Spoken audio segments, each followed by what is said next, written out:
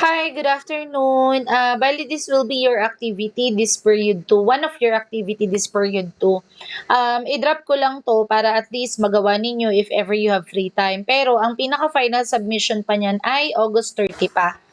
So, know the brand, know the service, exploring logos of quality tourism providers. So, dito, ang objectives natin is ma-enhance yung student awareness sa mga different companies na nagde-deliver ng excellent service sa tourism and hospitality industry. So, first one is, nandito naman na lahat ng instruction, pero explain ko na lang din kahit papano. So, first one is, you need to choose 20 companies. You need to divide it in 4 categories. So, 5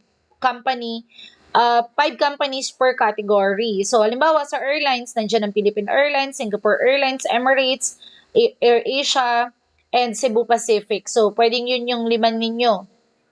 Then, hotel and resort, nandiyan ang Okada, Marriott, and etc. And so on and so forth.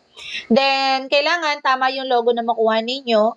You can check on their official website para naman makita ninyo na tama talaga yung logo na maisisave ninyo. Sa Canva nyo po ito gagawin. Then, in Canva, one company, one slide. Nakalagay dito 20 slides maximum, pero sige, pagbigyan natin kahit hanggang more than 20 slides, okay lang naman. Kasi syempre may mga ano pa yan eh.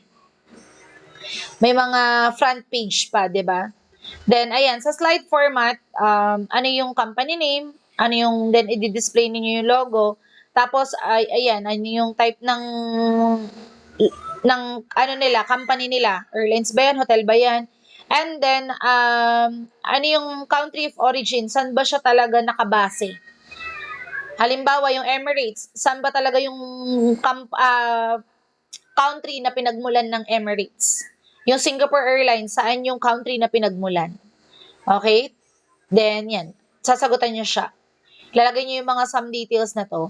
Sa Canva nyo po siya ilalagay. Make sure na yung Canva link available for everybody. No? Para ma-view ko siya anytime. Then, ito yung grading natin, criteria for grading. Yun lang. Pag may question, message lang. Thank you. Bye.